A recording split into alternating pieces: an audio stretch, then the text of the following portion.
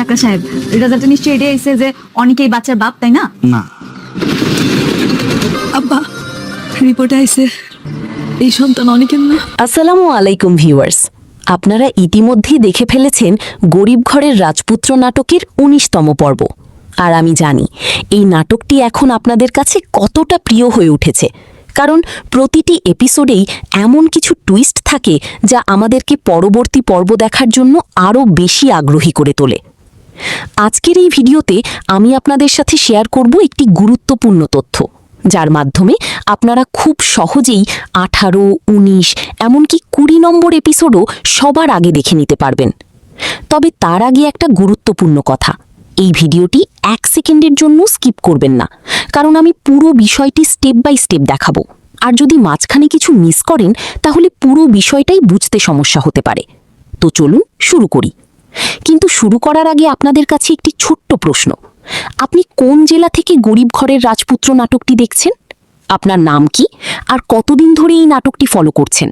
অবশ্যই কমেন্টে জানাবেন, কারণ আমি আপনাদের কমেন্ট পড়তে সত্যিই খুব পছন্দ করি। আর একটি ছোট্ট রিকোয়েস্ট, যদি আপনারা চান আমাদের চ্যানেলের সব ভিডিও সবার আগে দেখতে, তাহলে অবশ্যই চ্যানেলটি সাবস্ক্রাইব করে রাখবেন এবং পাশে থাকা বেল আইকনটি অন করে দেবেন। এছাড়াও কমেন্টে আপনার আম্মুর নাম লিখে জানাবেন, তাহলে আমরা বুঝতে পারবো আপনি আমাদের নিয়মিত দর্শক। এবার চলুন মূল আলোচনায় ফিরে যাই। ১৭ নম্বর পর্বটি ছিল শুরু থেকে শেষ পর্যন্ত টান টান উত্তেজনায় ভরা। অপমান, প্রতিশোধ আর সম্পর্কের জটিলতায় পুরো গল্পটা যেন নতুন এক মোড় নিয়েছে। এমন কিছু ঘটনা ঘটেছে যা পরবর্তী পর্বগুলোকে আরও বেশি ইন্টারেস্টিং করে তুলবে। এখন সবাই জানতে চাচ্ছে পরবর্তী পর্বগুলো কবে আসবে আর কিভাবে সবার আগে দেখা যাবে। তো এই সব কিছুর উত্তরই আমি এখন আপনাদের জানাতে চলেছি। আর ঠিক এখান থেকেই তার পরিকল্পনা ধীরে ধীরে অন্ধকার রূপ নিতে শুরু করে। অন্যদিকে মেঘলার জীবনে একের পর এক ঝড় নেমে আসছে। সে এমন এক পরিস্থিতিতে আটকে গেছে যেখানে তার প্রতিটা কথা যেন ভুল প্রমাণিত হচ্ছে। ঠিক তখনই অনিক সরাসরি তার সামনে এসে দাঁড়ায়। কিন্তু মেঘলা ভেঙে পড়ে না। অবিশ্বাস আর অপমানের মাঝেও সে শান্ত থাকে, দৃঢ় কণ্ঠে জানায় সে গর্ভবতী আর এই সন্তানের বাবা অনিক।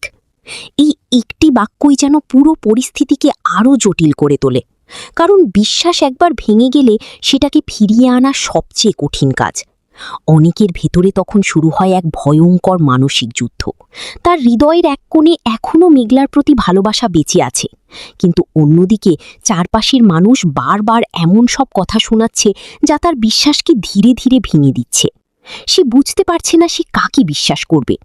আর এই জায়গাটাই গল্পটাকে সবচেয়ে বেশি বাস্তব করে তোলে, কারণ বাস্তব জীবনেও আমরা অনেক সময় এমন পরিস্থিতিতে পড়ি যেখানে সত্য আর মিথ্যার মাঝের পার্থক্য করা অসম্ভব হয়ে দাঁড়ায়।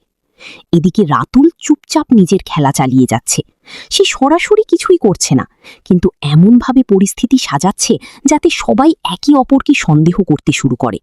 তার কৌশল ধীর কিন্তু ভয়ঙ্করভাবে কার্যকর। সে জানে মানুষের বিশ্বাস ভাঙতে জোর লাগে না, শুধু সন্দেহই যথেষ্ট।